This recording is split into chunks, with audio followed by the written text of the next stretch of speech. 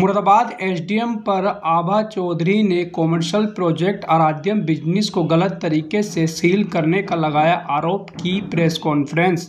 आपको बता दें, मुरादाबाद में प्रेस कॉन्फ्रेंस के दौरान आभा चौधरी ने मीडिया को जानकारी देते हुए बताया कि एसडीएम मुरादाबाद ने बुद्धि विहार स्थित हमारे कॉमर्शियल प्रोजेक्ट आराध्यम बिजनेस सेंटर में स्थित ग्राहकों के ऑफिसों को गलत तरीके से सील किया है। इसके साथ ही उन्होंने कहा कि ये प्रोजेक्ट एमडी से नक्शा पास कराकर 2018 में डिलीवर और पोजेसन दिया गया है। ये पूर्ण रूप से बिक चुका है।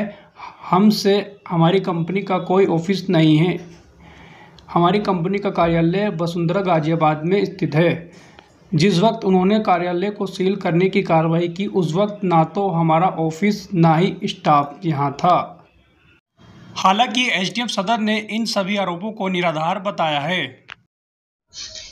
21 तारीख को एसडीएम सदर यहाँ पे आए थे। हमारी कंपनी का ये पीछे कॉम्प्लेक्स है जो आप देख रहे हैं, जिसके बाहर में खड़ी हुई हूँ। इस कॉम्प्लेक्स को वो सील कर गए हैं, जो कि बहुत ही अनुचित तरीके से उन्होंने किया है। इसके बारे में हमने प्रेस वार्ता रखी है। क्या है पूरा मामला? पूरा मामला ये है, 21 तारीख को ये लोग आए यहाँ पे और इधर हमने ये पूरा कॉम्प्लेक्स बेचा हुआ है। 2018 में ही आवास विकास से नक्शा पास करा के हम इस पूरे प्रोजेक्ट को बेच चुके हैं, इसे डिलीवर कर चुके हैं, इसका पोजेसन हो चुका है। तो अब ग्राहकों ने अपने अपने ऑफिस यहाँ पूरे कॉम्प्लेक्स में खोले हुए हैं। उन्होंने कुछ नहीं देखा। पीछे देखिए, यहाँ पे हमारा ऑफिस नहीं है, किसी और का ऑफिस आके यहाँ पे वो सील करके गए। यहाँ पे जो उन लोगों का स्टाफ था उसे डरा रहे हैं, धमका रहे हैं। उनके सामान की सूची बनाई है कि ये सब नीलामी होगी, इसे बेचा जाएगा। और लड़के जो थे उनके ऑफिस के स्टाफ उनसे कहते कि इन्हें गाड़ी में डाल के ले चलो, पुलिस के पास लेके जाना है। ऊपर यहीं फर्स्ट फ्लोर पे एक ऑफिस भी खोला हुआ है। कुछ लोगों ने उस स्कूल के स्टाफ को उन्होंने डराया, 2 बार डराया है आके। कोई नोटिस नहीं है उनके पास में। उनसे भी कहा है कि आपका स्कूल भी सील होगा और इसे यहाँ से तुरंत हटा लीजिए। मैडम, क्या लगता है इसमें कौन कौन लोग शामिल हैं जो आपको टॉर्चर कर रहे हैं? इसमें विपक्ष के लोग जो है प्रशासन के साथ मिलके वो इन चीजों को कर रहे हैं।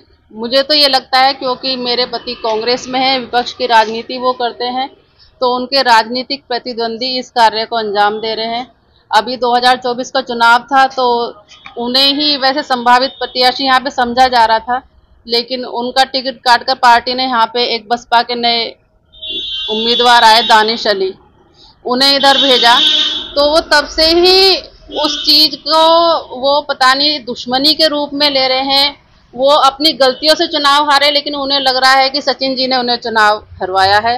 तो वो तभी से इन चीजों में लगे हुए हैं। यहाँ पे स्थानीय अधिकारियों से मिलके, कभी बीजेपी के जो हमारे सांसद हैं उनसे मिलके वो उनसे पूरी दुश्मनी निभा रहे हैं और तरह तरह की चीजें हमारे साथ करा रहे हैं। आपने रिकवरी की बात की है और ऑफिस सीज किया गया है, इसके लिए आपको पहले कोई नोटिस दिया है? हमारे पास कोई नोटिस नहीं आया। और यहाँ पे आप देखेंगे एक प्लेन पेपर पे लिखकर, इस तरह का नोटिस कभी देखा नहीं होगा। किसी का ऑफिस आप सील करेंगे प्रॉपर, अगर उनके पास कोई रिकवरी आई है तो कोई पीछे से कोर्ट ने कहीं से भी उनके पास नोटिस भेजा होगा।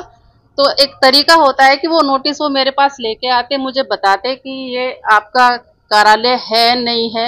यहाँ पे मेरा ऑफिस नहीं है, मेरा कोई स्टाफ नहीं है, किसी और के ऑफिस पे वो कार्रवाई करके गए हैं। यहाँ भी सील कर दिया है, ऊपर भी सील कर दिया है। मुझे नहीं पता कि उनके मन में क्या चल रहा है, क्यों इन चीजों को कर रहे हैं।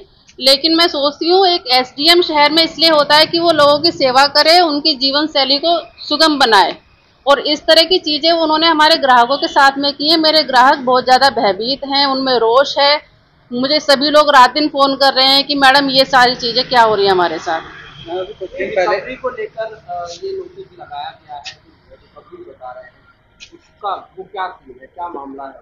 रिकवरी के लिए जो अभी मेरी जानकारी में आया है, ये कोई केस बता रहे हैं कि शिवानी नाम की कोई ग्राहक है, उनका कोई उपभोक्ता कोर्ट में केस चल रहा है, तो ये उसकी रिकवरी है। लेकिन हमारा वो केस खत्म हो चुका है और उसमें जो अमाउंट है हमारा उनके साथ एग्रीमेंट हो गया है। उन्होंने अपना केस भी वापस ले लिया है। हमारा एग्रीमेंट हमने कोर्ट में भी सबमिट कर दिया है। वो लोग पैसे भी ले चुके हैं। देखिए, ये वो एग्रीमेंट है।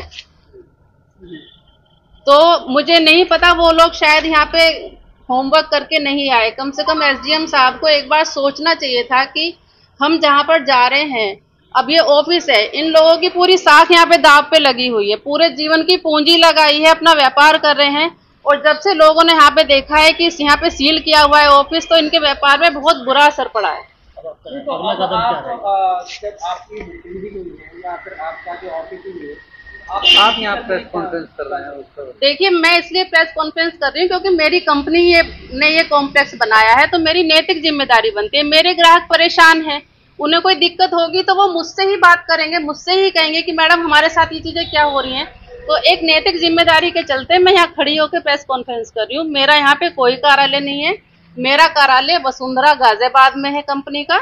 यहाँ पे हम कोई भी कार्यवाही अपनी नहीं करते क्योंकि ये पूरा सोल्ड हो चुका है। अगला कदम क्या है आपका, क्या चाहते हैं? अगला कदम यही है, मैं एसडीएम साहब से अनुरोध करना चाहती हूँ कि इस तरह की चीजें हमारे साथ में ना करें। हम तो पहले से ही इतने परेशान हैं, हम विपक्ष में होने का इतना बड़ा खामियाजा भुगत रहे हैं। पता नहीं क्यों सत्ता पक्ष के लोग हमें इतना परेशान कर रहे हैं। हम सीधे से लोग हैं, अपना 2 रोटी खा रहे कमा रहे हैं, तो उस चीज में इतनी बड़ी बाधा ना डालें।